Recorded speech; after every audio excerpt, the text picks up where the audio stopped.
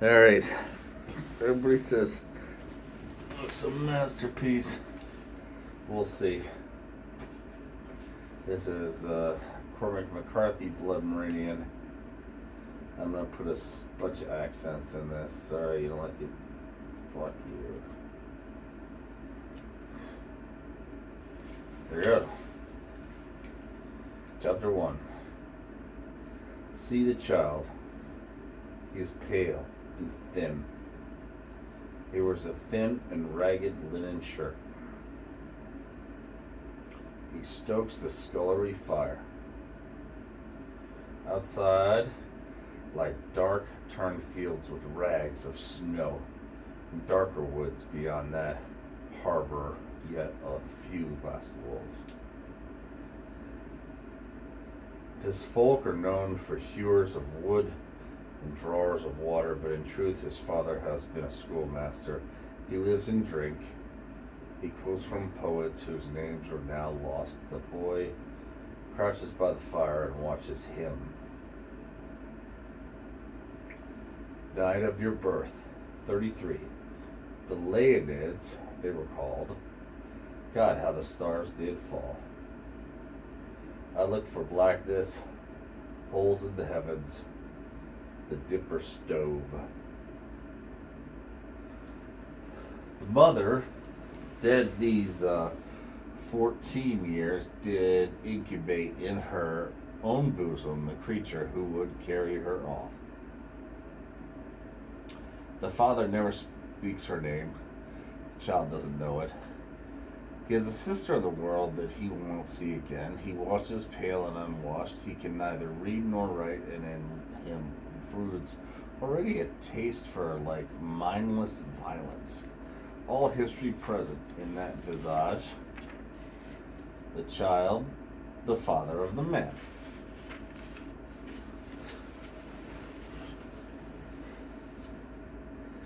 At 14 he runs away. He will not see again the freezing kitchen house in the pre-dawn dark, the firewood, the wash pots.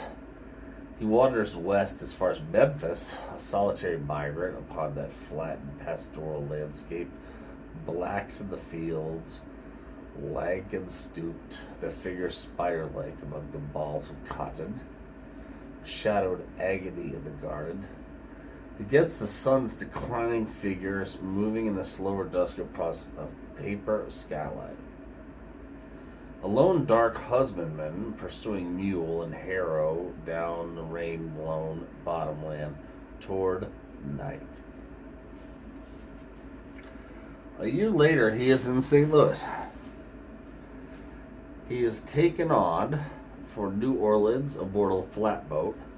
42 days on the river. At night, the steamboats hoot and trudge past the black waters, all alight like cities adrift. They break up on the float and sell the lumber, and he walks across the street and hears tongues he's never heard before. He lives in a room above a courtyard behind a tavern, and he becomes down at night like some fairybook beast to fight with the sailors. He's not big, but he has big wrists, big hands. His shoulders are set close. The child's face is curiously untouched behind the scars, the eyes oddly innocent. They fight with fists, with feet, with bottles or knives. All races, all breeds, men whose speech sounds like the grunting of apes. Men from lands so far and queer they're standing over them where he bleeding in the mud. He feels mankind itself vindicated. On a certain night, a Maltese boatswain shoots him in the back with a small pistol. Swinging to deal with the man, he is shot again just below the heart. The man flees and he leans against the bar with the blood running out of his shirt. The others look away. After a while, he sits on the floor. He lies in a cot in the room upstairs for 2 weeks while the tavern keeper's wife attends him. She brings him meals. She carries out his slops. A hard-looking woman with a wiry body like a man's. By the time he's mended, he has no money to pay her, and he leaves in the night and sleeps in the riverbank until he can find a boat that will take him on. The boat is going to Texas. Only now is the child finally divested of all that he has been. His origins are become remote, as is his destiny, and not again in all the world's turning will there be terrain so wild and barbarous to try whether the stuff of creation may be shaped to man's will, or whether his own heart is not another kind of clay. The passengers, they're a diffident lot. They case their eyes, and no man asks another what it is that brings him here. He sleeps on the deck, a pilgrim among others. He watches the dim shore rise and fall, gray seabirds gawking, flights of pelicans coastwise above the gray swells.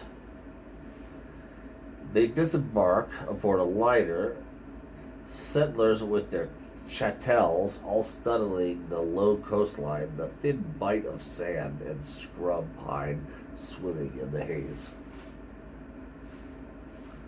He walks through the narrow streets of the port.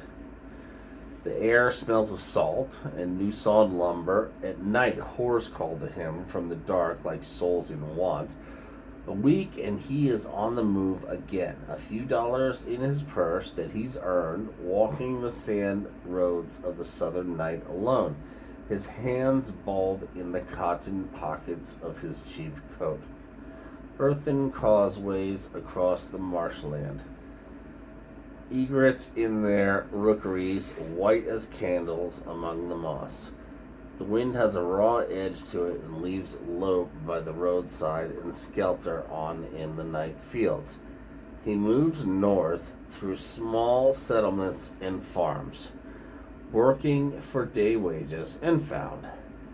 He sees a parricide hanged in a crossroads hamlet, and the man's friends run forward and pull his legs, and he hangs dead from his rope while urine darkens his trousers. He works in a sawmill. He works in a diphtheria pest house. He takes its pay from a farmer as aged mule and aback this animal in the spring of the year 1849. He rides up through the latter-day Republic of Fredonia into the town of Nacogdoches.